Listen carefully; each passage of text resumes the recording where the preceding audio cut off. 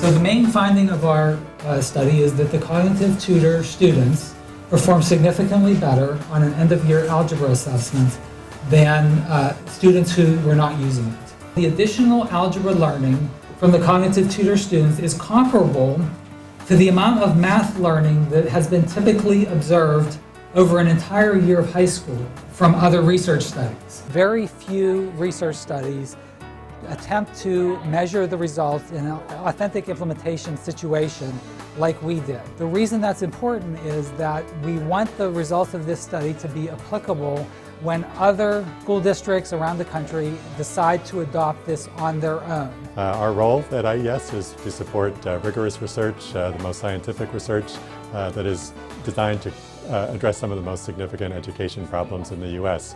And certainly math education is high on anyone's list as a top issue that needs to be addressed. I want to thank Tom Brock and the Department of Education for sponsoring the research. $6 million in a study like this is a significant amount of money.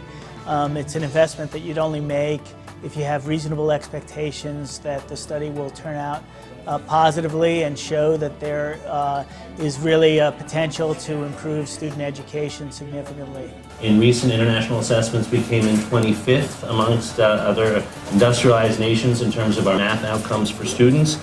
And so as a result, we're really not producing enough STEM graduates to fill open jobs in high-skilled fields. There's a lot of promise in using technology and blended instruction, essentially, to personalize education in ways that we've personalized many other sectors. Whereas we can't endorse any particular type of curriculum or curricular product, we're encouraged to see that there's research that's underway that's going to be helpful to inform the field as we move to improve mathematics instruction.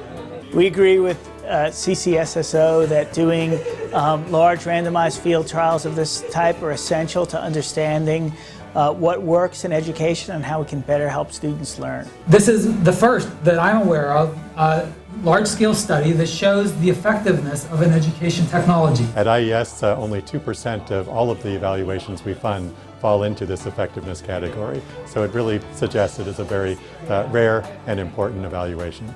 One of the things that sets this study apart from most other research studies is the rigor of the evaluation and the way that it was conducted. Because it's what we call an effectiveness trial.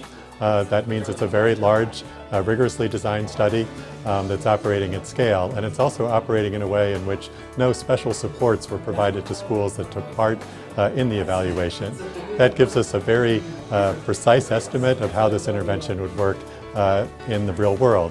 As a company that has a research background like Carnegie Learning does, we're very comfortable in taking the risks to participate in a study like this. It's a risk because, good or bad, when a study is sponsored by the Department of Education and run by an organization like RAND, the results are going to get out there, but we were confident based on prior research and results that we would see positive results like we did see.